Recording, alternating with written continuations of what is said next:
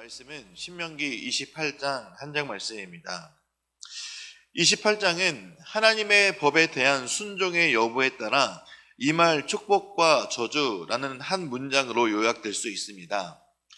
모세는 가나안 입성을 앞둔 출애굽 2세들에게 여태까지 증거한 모든 말씀의 현실적인 의미를 두 가지 선택을 중심으로 선포하고 있습니다. 1절에서 14절까지는 하나님의 법에 순종할 때 임할 개인적, 민족적 축복의 내용을 제시하는 내용이 다뤄지고 있고 15절에서 마지막 68절까지는 하나님의 법에 불순종함으로 임하게 될 개인적, 민족적 저주의 구체적인 내용들이 제시되고 있습니다. 28장의 첫 부분인 1절에서 14절은 먼저 순종에 대한 선언적 권면으로 시작하여 7절에서 13절은 순종하여 받게 될 6가지 복에 대해서 나열되고 있습니다. 그 복은 다른 민족들이 넘보지 못할 국방력의 강화, 그리고 풍부한 양식, 창조주 하나님과의 특별한 관계, 인간과 짐승의 번성, 땅의 풍요, 경제적 성공에 대한 복이 이렇게 나열되고 있습니다. 14절은 이 모든 축복과 이 복을 현실화할 수 있는 방법은 바로 하나님의 말씀에 절대적으로 순종하는 것, 이것을 명령하고 있으므로 이것을 지켜야지만이 이 모든 축복을 받을 수 있게 된다라는 것을 다시 한번 강조하고 있습니다. 그래서 모세는 좌로든지 우로든지 치우치지 말고 오직 하나님의 말씀대로만 살아가야만이 이 모든 복을 누릴 수 있게 됨을 강조하며 이렇게 짧은 축복의 내용이 마치게 됩니다. 이제 불순종할 경우에 받게 될 저주에 대한 내용이 나옵니다. 28장은 68절에 되는 긴 내용 중에 복에 대한 내용은 14절 정도밖에 나오지 않지만 저주에 대한 내용은 54절이나 할애하며 저주의 내용을 선포하고 있습니다. 축복보다 저주가 더 많은 것은 그만큼 불순종하여 받게 되는 저주가 구체적으로 드러나는 것이기 때문입니다.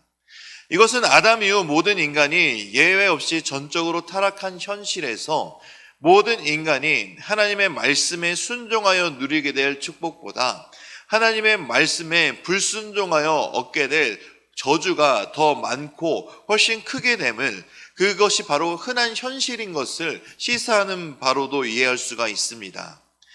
하나님의 율법에 대한 순종에 따른 축복의 경우 개인적 축복과 민족적 축복이 거의 대등하게 이루어지는 반면 불순종하면서 따르는 저주는 개인적 저주와 민족적 저주의 비율이 현저하게 차이 나는 것을 볼 수가 있습니다. 15절에서 57절에서는 개인적 저주의 내용은 단 4절밖에 나오지 않지만 민족적 저주의 내용은 38절이나 이 분량이나 할애되고 있습니다. 그리고 58절에서 68절에서는 민족적 저주의 내용이 다시 한번 반복하여 강조되고 있습니다. 또한 축복보다 저주의 내용이 더 많은 이유는 이스라엘 민족은 민족적 차원에서 하나님과의 언약에 근거하여 세워진 선민이었고 전적으로 하나님의 선택과 부르심으로 선민이 된 민족이기 때문입니다. 따라서 이스라엘에 속한 개인이 율법에 대한 순종의 여부에 따라 축복과 저주를 받게 되는 것보다 이스라엘 민족 전체가 율법에 대한 순종에 따라 축복과 저주를 받게 되는 것이 우선적으로 중요하다라는 사실을 보여주는 것이기에 민족적 차원에서의 축복과 저주가 더 크게 강조되고 있는 것입니다. 또한 말씀드렸듯이 인생 모두가 율법에 대해 순종할 가능성보다 불순종할 가능성이 훨씬 더 큽니다. 동시에 각 개인의 차원에서 율법에 대한 순종이 민족 전체에게 선한 영향력을 끼칠 가능성보다 한 개인의 불순종이 결국 민족 전체의 불순종을 일으키는 악한 영향력을 끼칠 가능성이 더욱 크기 때문입니다. 이렇기 때문에 전민족적 차원에서의 율법에 대한 불순종의 결과로 주어질 이 저주와 재앙에 대한 언급이 많을 수밖에 없다라는 것입니다. 이미 이스라엘 역사는 우리가 알다시피 이 모압 평지에서 선포된 모세의 고백 설교를 들은 이후 이스라엘 민족 역사의 전체 행로는 불행하게도 하나님의 말씀에 순종하여 받게 되는 축복보다 불순종하여 받게 되는 저주의 역사가 보게 되는 것입니다. 여기에 본문에 기록된 모든 저주의 재앙들이 너무나 정확하게 실현되어 어찌 보면 이스라엘의 역사는 수치의 역사로 볼 수가 있게 됩니다.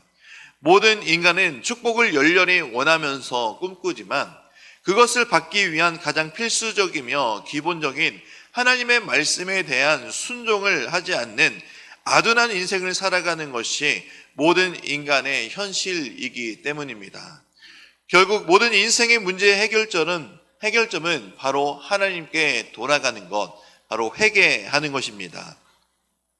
실패로 가득 찬 이스라엘의 역사를 보면서도 이들의 역사는 다른 누구의 역사가 아닌 바로 우리 자신의 모습이라고 보는 것이 더 좋습니다. 하나님의 선민은 불순종과 패역함에도 불구하고 하나님은 하나님의 신실하신 구원의 역사를 이루어 가셨습니다. 그리고 구원받는 백성들을 끝까지 돌보시고 지키시는 하나님은 지금도 우리 모든 성도의 삶을 이끌고 계신다라는 점을 우리는 항상 기억해야 됩니다. 이스라엘의 불순종하고 패역한 모습이 바로 그들의 모습을 통해 우리 자신의 모습을 살펴보고 아침마다 새로운 주님의 성실이 우리에게 보여주신다는 사실을 늘 기억함으로 말미암아 어제보다 오늘보다 내일이 더 하나님을 바라보고 말씀에 순종하는 삶을 살아가야 합니다. 패역한 이스라엘과 다를 바 없는 우리이지만 저들을 위한 중보자인 모세가 있었듯이 우리를 위한 중보자, 모든 죄인의 중보자이신 예수 그리스도께서 우리와 항상 함께 하신다는 사실을 늘 기억하시기 바랍니다.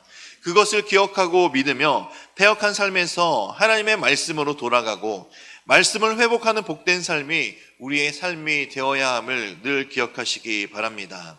하나님을 사랑하는 자, 곧 그의 뜻대로 부르심을 입은 자들에게는 모든 것이 합력하여 선을 이룬다 말씀하셨습니다.